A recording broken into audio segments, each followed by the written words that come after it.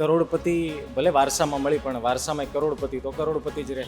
અમિતાભ બચ્ચનના દીકરા અભિષેક બચ્ચનની કહેવાય તો અમિતાભ બચ્ચનના દીકરાની જેવી વાત છે. પણ ખેર, કરોડપતિ ઉમેદવાર તરીકે જનતા વચ્ચે જવાનું રાખશો, કારણ કે લોકોના મનમાં એક એવી માનસિકતા છે. એવું છે કે ગત 5 વર્ષ પણ આપણે વોર્ડમાં પૂછી જવો, એક ફોન કરે કે અમે રૂબરૂ હોય અથવા એનો જવાબ હોય એનું અમે નિરાકરણ કરી છીએ કોઈ પણ પ્રશ્નનું.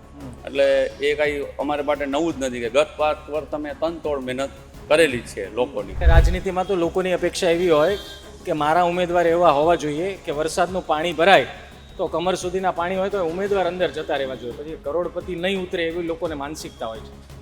એકવાર જનતાને વિશ્વાસ અપાવી દો કે મારો સ્વભાવ એવો છે નહીં, અમારું કામ જોવે, પછી લોકો વિશ્વાસ કરશે કે ના જેવું છે એવું દેખાડે. પાણી ભરાય તો ઉતરશો કે નહીં? 100%. પહેલાં એવું કહેજો કે પાણી નહીં ભરાય. એ પણ છે, પાણી નહીં ભાઈ. જનતાને વિશ્વાસ અપાવવાનો છે કે અમે કામ પાર્થભાઈ કરેલા છે ને હવે અમે કામ દેખાડશું કરીને. જીતતાની સાથે જવાબદારીઓ પણ હોય, જો જીતો તો.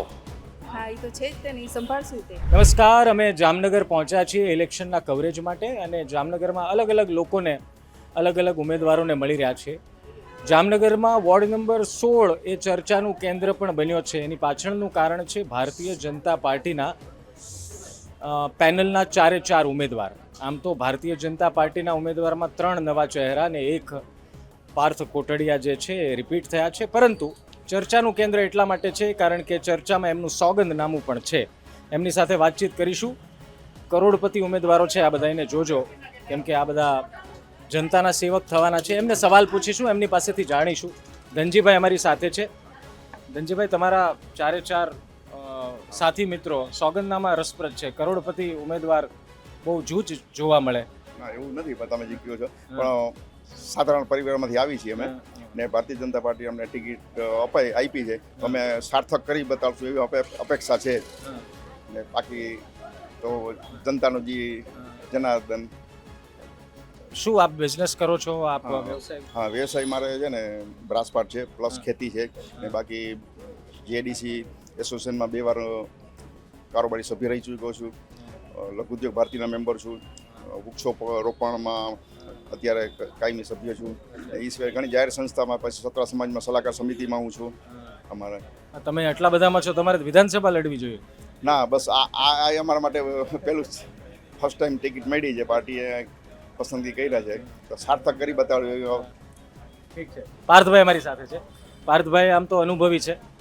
પાર્થભાઈ, કરોડપતિ ઉમેદવારનું ટેગ લાગ્યું છે, બધા ચર્ચા કરે વોર્ડ નંબર 16માં કરોડપતિ ઉમેદવાર છે, એટલે એક સવાલ લોકો નહીં થાય કે કરોડપતિ છે તો પછી ચૂંટણી ક્યાં લડવાની જરૂર છે? કરોડપતિ એવું નથી.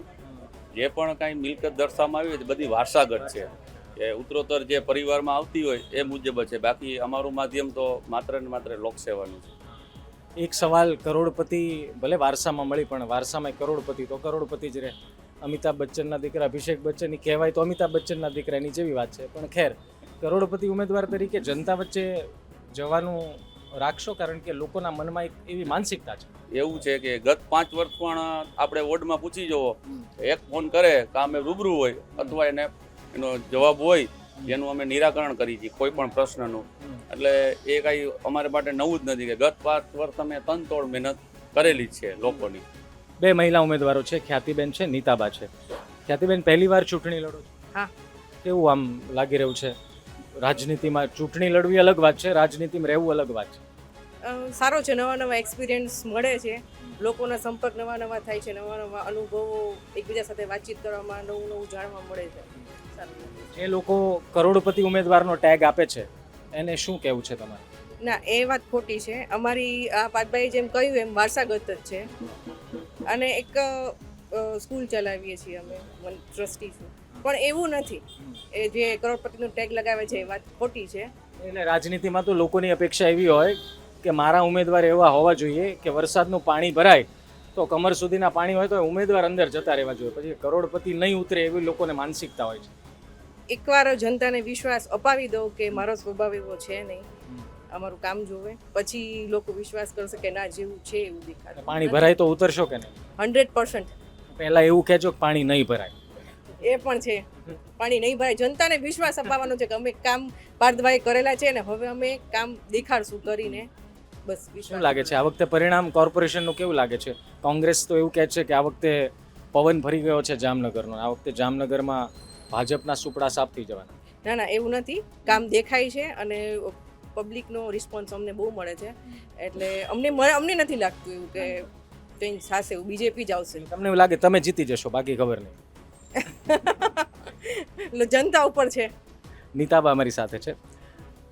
તમને હું આ કરોડપતિવાળો સવાલ નહીં પૂછું, પણ તમને જનતાની સેવાનો અર્થ આપ શું સમજો છો? શું આપને લાગે છે કે નાના નાના મુદ્દાએ જનતાની વચ્ચે રહેવું જરૂરી છે કે પછી ફરિયાદ આવે ત્યારે જવાનું? નહીં નહીં એવું નથી, જનતાની વચ્ચે રહેવું બહુ જરૂરી છે. નાના નાના મુદ્દા તો તમે પહેલી વાર ચૂંટણી લડી, હા, પણ મારા મોટા ભાઈ છે એ આમાં જ છે, રાજકારણમાં જ છે. પણ તમે ચૂંટણી લડો છો પહેલી વાર, હું પહેલી વાર. અને આમ કેવું લાગી રહ્યું છે? ખ્યાતિબેને કીધું એમાં મજા આવે છે, હોઉં. પણ પછી જીતતાની સાથે જવાબદારીઓ પણ હોય. જો જીતો તો હા એ તો છે જ તે ને, એ સંભાળશું તે. તો આ 4 વોર્ડ નંબર 16ના ઉમેદવાર છે. એક વસ્તુ લોકોએ એ પણ સમજવાની જરૂર છે, જેમ પાર્થભાઈ અને બાકી ઉમેદવારોએ કીધું કે કેટલીક મિલકતો વારસામાં હોય, પણ એ પણ સત્ય છે કે વારસામાં મળેલી મિલકત એ મિલકત જ કહેવાય. એટલે કરોડપતિ ઉમેદવાર જરૂર છે, પરંતુ એમને વિશ્વાસ છે કે જનતાના પ્રશ્ને જો જરૂર પડશે રોડ પર પણ ઉતરીશું.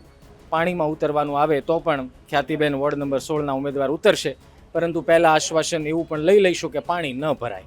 ખેર, 28 તારીખે પરિણામની પેટી ખુલશે અને આ 4 વોર્ડ નંબર 16ના ઉમેદવારનું શું પરિણામ આવે છે એ જનતા જામનગરની નક્કી કરશે. વોર્ડ નંબર 16ની જનતા.